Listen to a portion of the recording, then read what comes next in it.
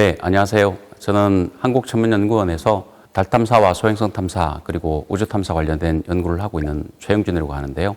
최근에 다누리호에 들어간 평광 카메라를 저희가 만들었고요. 소행성 탐사하기 위해서 여러 가지 계획들을 준비하고 있습니다. 우주항공 분야는 우주 부문에 발사체, 위성 활용 그리고 우주 탐사 등이 있고요. 항공 부문에서는 항공기, 최근에 각종 유무인 드론 같은 것들이 있습니다. 발사체는 정부 차원에서 개발한 누리호가 있고요.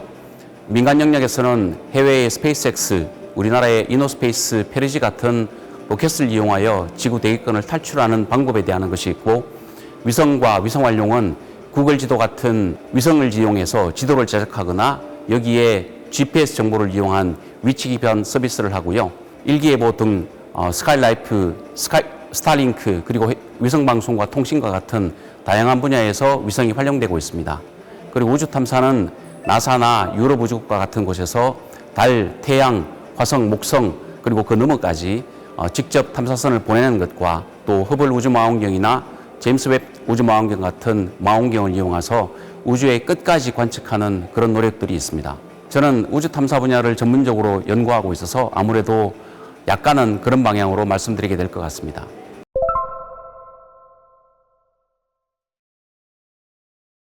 우주항공 분야는 위성을 개발하거나 아니면 그거를 우주 공간에 발사하는 일들을 하거나 그리고 또 달이나 소행성, 화성 너머까지 우리 태양계를 너머까지 그리고 또 아주 우주의 끝까지 관측하는 여러 가지 우주를 탐사하는 일들을 하게 됩니다. 여러분들이 우주항공에 몸을 담으시게 되면 한국천문연구원이나 한국항공우주연구원 같은 정부 출연 연구소의 연구원이 될 수도 있고요. 아니면 세트렉아이나 아니면 한화 그리고 또 카이 같은 대기업의 우주 개발 업체에 참여해서 직접 우주를 참여하는 사람들이 될 수도 있고요. 아니면 학교의 교수님이 되셔서 인력 양성에 힘쓰실 수 있는 그런 기회들을 가질 수 있게 될 것 같습니다.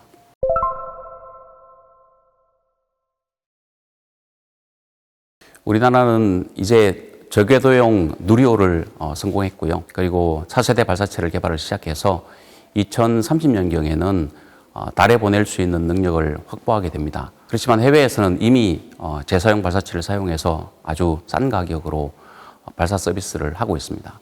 이에 따라서 우리나라도 민간 업체에서는 이제 가격 경쟁력이 있는 소형 발사체 서비스를 준비하고 있는데요. 우주 탐사 부문에서는 미국은 최근에 아르테미스 계획이라고 아폴로 이후에 유인 탐사를 다시 시작하면서 달에 장기 거주 기지를 세우려고 하고 있고요. 또 중국은 또 이와 비슷한 계획을 발표하면서 우주 탐사 경쟁이 아주 뜨겁습니다. 여기에 또 미국에 있는 민간 업체인 인투이티브 모션스나 아니면 일본의 아이스페이스 등 민간 업체들도 달 착륙을 지금 시도하고 있습니다. 또 허블 우주망원경은 이제 수명이 다 되어 가고 있는데요. 그래서 재작년에 제임스 웹 지구외선 우주망원경이 발사가 되어져서 외계 행성의 대기를 직접 관측하는 새로운 결과들을 지금 보내오고 있습니다. 저는 개인적으로 이 우주항공 분야를 추천하는 이유는 정말 하고 싶어하는 일들을 정말로 우주항공 분야에서 본인이 이 일을 통해서 가슴이 뜨거워진다고 하면 이 일을 꼭 해야 될 분이라고 말할 수 있겠습니다. 최근에 우리나라 발사체 누리호나 아니면 달 탐사선인 다누리 뭐 이런 성공을 통해서 우리나라가 아주 본격적으로 우주 탐사를 이제 시작할 수 있는 준비가 되어져 있습니다.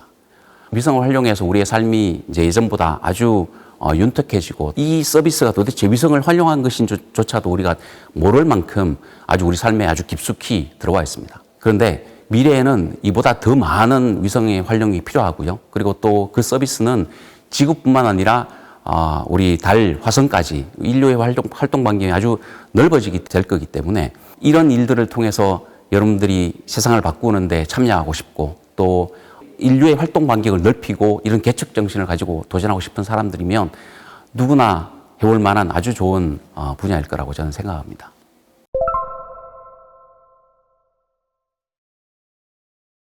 기본적으로 공학이라든지 과학이라든지 본인의 전문 분야에 대한 지식과 경험이 꼭 필요합니다. 그리고 또 극한 환경인 우주에다가 어떤 물건을 보내기 위해서는 체계적인 이론적인 지식 체계도 아주 중요하지만 실물을 통해서 경험을 축적을 해야만 됩니다. 그렇지만 한 분야에만 머물러 있으면 안 됩니다. 왜냐하면 최종적으로 우주에서 목적하는 어떤 하드웨어가 잘 작동하기 위해서는 관련된 굉장히 많은 분야에 있는 사람들이 서로 이해하고 서로 배우고 협력하고 그렇게 해서 종합적인 어떤 사고 체계에 익숙해져야 됩니다. 이러기 위해서 결국 다른 사람들하고 말하고 읽고 쓰고 소통하는 같이 일하는 사람들하고 일하는 그런 역량들이 굉장히 중요하죠. 물론 문제가 생겼을 때 또 극도의 스트레스를 가지고 정해진 시간 내에 그 문제를 해결하기 위해서 집중력과 창의적인 접근 뭐 이런 열린 자세도 굉장히 중요하죠. 그 호기심을 계속 집중력 있게 끝까지 그거를 이렇게 해결하기 위해서 계속 파고드는 게 중요합니다. 물론 그게 호기심으로부터 시작되긴 되는 거긴 하지만 어떤 친구들은 이거 했다가 저거 했다가 이거 저거 했다가 금방금방 메뚜기처럼 이렇게 바뀌는 사람들도 있죠. 아주 이렇게 넓은 영역들을 이렇게 이해하고 하는 것도 굉장히 중요한 역량이긴 합니다만 우주 부문에서는 그건 나중에 전체적으로 종합적인 시각을 가지게 될 때 이제 필요한 역량들이고요. 연구를 시작하거나 우주 부문에 첫 발을 내딛고자 하는 사람들은 자기가 선택한 특정한 분야에 아주 깊이 있게 집중하는 그런 능력들이 굉장히 중요합니다. 우리가 생각하지 못한 문제를 만나기도 하고요. 그리고 또 그럴 때는 이때까지 생각해왔던 방식의 전통적인 방식에 배워왔던 방식 이외에 다른 아주 창의적인 방식으로 문제를 해결하기 위해서 도전하고 시도하는 생각들도 필요하기 때문에 그런 역량들도 반드시 필요한 역량이라고 볼 수 있겠습니다. 특별하게 뭐 우주항공이나 이런 분야의 공부를 한다고 해서 지금 배우지 않는 뭔가 다른 특별한 걸 배우실 거라고 오해하시는 분이 있는데 전혀 그렇지 않습니다. 공학 쪽은 기계, 전자, 통신, 소프트웨어, 항공공학 뭐 이런 모든 분야의 공학 분야를 공부를 해야 되고요. 물론 한 사람이 그 모든 걸 해야 되는 뜻은 아닙니다. 그런 분야에 있는 공학 분야에 있는 사람이 다 필요하다는 뜻이고요. 또 과학 분야는 천문, 물리, 대기과학, 지구과학 굉장히 많은 분야의 참여자들도 연구자들도 참여를 할 수가 있습니다. 그런데 최근에는요. 화학이나 생물 뭐 이런 부분까지 확대되고 있고요. 그리고 또 정책이나 외교, 법, 국방, 안보, 정치, 인문사회 계열의 전공자들도 그 역할이 굉장히 중요해지고 있습니다. 그래서 어떤 전공이든지 우주항공 분야에서 일하실 수 있는 기회는 열려 있습니다.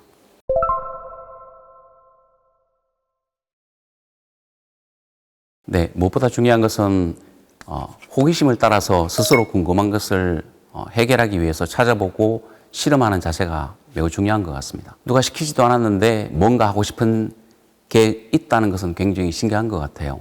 일종의 축복이겠죠. 하지만 그런 게 없다고 해서 실망하실 필요는 없습니다. 사실 저도 박사학위를 마칠 때까지 이 일이 제 적성에 맞는지 걱정도 많이 했거든요. 우주항공 분야에서 일하고 싶은 열망이 지금 있으면 앞으로 말씀드린 적극적인 자세를 가지고 학교 공부를 열심히 하셔야 됩니다. 기초과학과 공학적인 역량이 꼭 뒷받침되어야 합니다. 만약 아직 그런 꿈이 명확하지 않다면 더더욱 자기가 잘하고 좋아하는 공부를 꾸준히 해서 역량을 갖추어 두고 나중에 하고 싶은 일이 생길 때 준비된 사람이 될 필요가 있습니다. 공부를 해서 쌓은 지식보다 알고 있는 지식을 현실 문제에 적용해서 해결하는 데 활용하는 능력이 매우 중요합니다. 시간이 충분히 많고 원하신다면 각종 전문 우주 캠프나 견학 뭐 이런 프로그램에 참여하실 수 있겠습니다.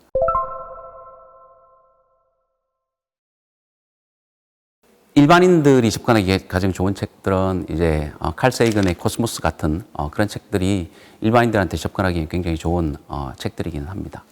어떤 과학자들의 전문적인 자문들이 잘 반영이 되어져 있는 영화들 중에는 그래비티나 아니면 인터스텔라나 아니면 딥 임팩트 같은 그런 것들이 있고요. 최근에 우주 관련 소식들은 아주 기자들이 아주 열심히 일을 하고 있어서 아주 최근에 저도 새로운 논문을 보기 전에 먼저 논문을 읽고 새로운 관측 자료들을 많이 이렇게 신문 방송에서 방송을 해줍니다. 그래서 그런 정도를 적정하게 모니터링하고 찾아보시고 이해하시는 정도는 충분하리라고 생각됩니다.